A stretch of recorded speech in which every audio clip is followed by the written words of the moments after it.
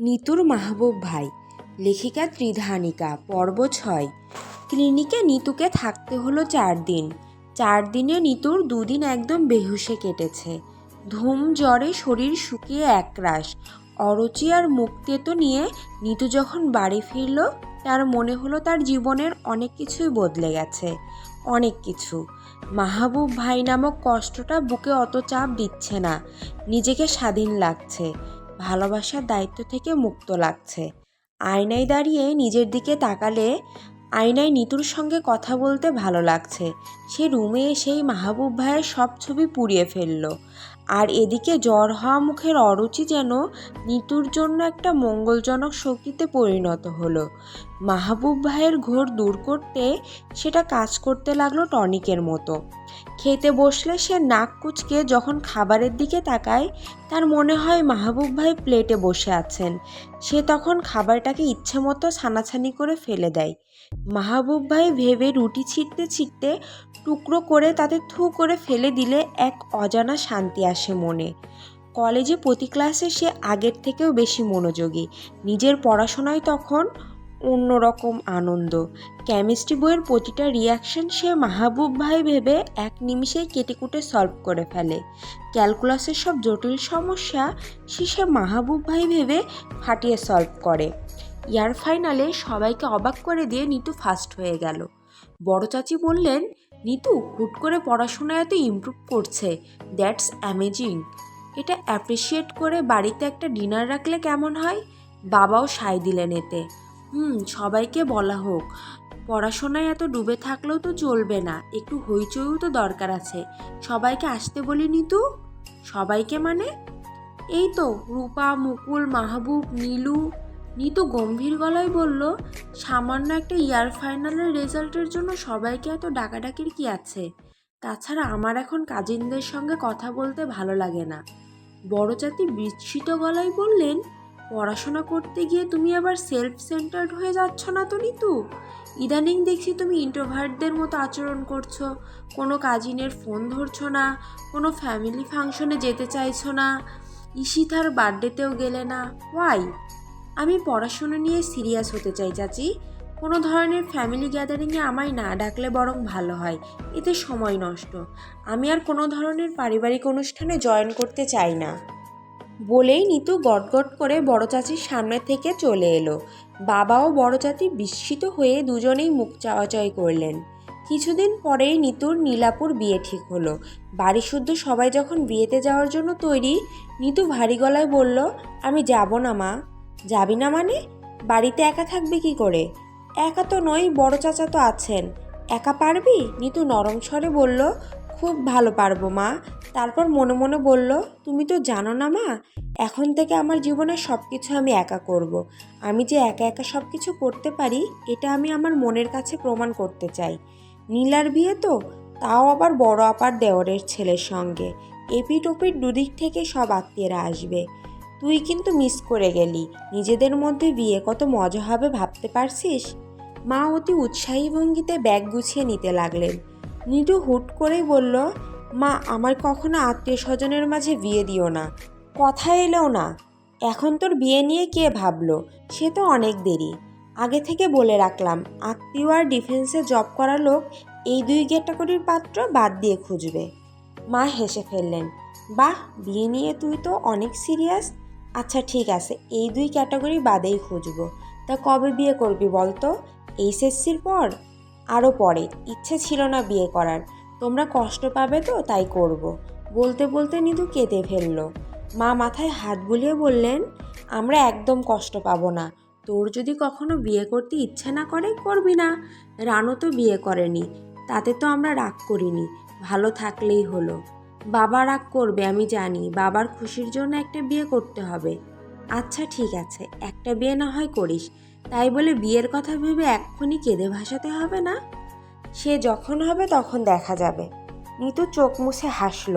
তাৎক্ষণিক সিদ্ধান্ত পাল্টে বলল, বিয়েতে যাব মা, এখন যেতে ইচ্ছে করছে। বড় আন্টির মেয়ের বিয়েতে এসে নিতু এই প্রথম অনুভব করল সে অনেক বিশেষ। সব কাজিনরা শুধু নিতু নিতু করছে। এতদিন দেখেনি বলে সবার সে কি হা হুতাশ। উফ, অথচ এক মাহবুব ভাইয়ের জন্য সে সবার থেকে দূরে ছিল। নীলুপু তো নিতুকে জড়িয়েই ধরে রাখলেন ঘণ্টাখানেক। সবাই ঘিরে বসলো নিতুকে।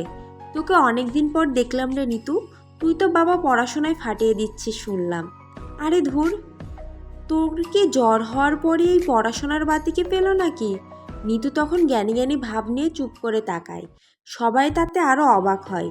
নিতুরা যেদিন গেল তার পরের দিন ভোরেই মাহবুব ভাই হাজির, সঙ্গে একদল বন্ধু।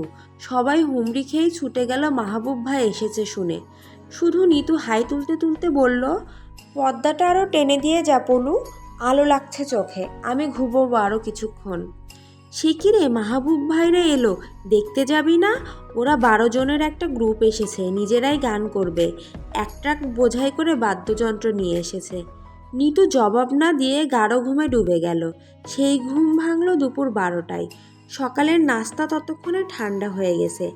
নাস্তায় বসে শক্ত আর নেতিয়ে যাওয়া রুটি ছিঁড়তে গিয়ে নিতুর একটু বিরক্তি এলো না, বরং মনে হলো তার এই ঠান্ডা নাস্তাটাই ভালো লাগছে। সে চেয়ার ছেড়ে বড় ডাইনিং টেবিলটাতে উঠে নাস্তার প্লেটটা কোলে নিয়ে আসন করে বসলো। আজ সব কিছু এত ভালো লাগছে কেন? এত স্বতঃস্ফূর্ত। আহা, কাউকে এড়িয়ে যাওয়াতেও এত আনন্দ হয় নাকি? বাহ, মজার তো। তখনই মাহবুব ভাই এলেন এবং বিকট স্বরে চেঁচালেন, নাস্তা কি আছে নাকি শেষ? বিয়ে বাড়িতে এসে খাওয়া দাওয়ায় এমন কষ্ট পাবো জানলে আসতামই না।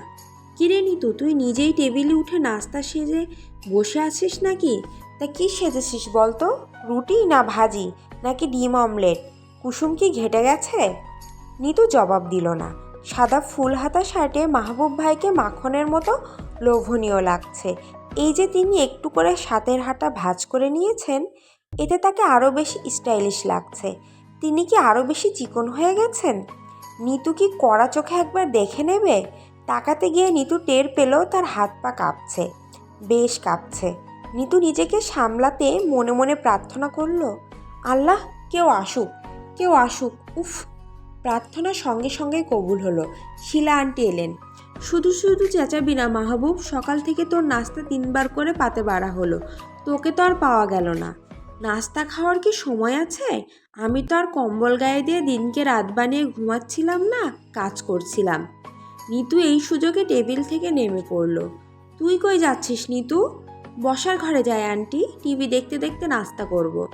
ফ্রিজ থেকে মাহবুবকে 1 বোতল ঠান্ডা পানি দিয়ে যা। ইস, ঘেমে ছেলেটা একেবারে জবজবা হয়ে গেছে। মাহবুব ভাই বিরক্তির শব্দ করলেন। শুধু এই ঘাম?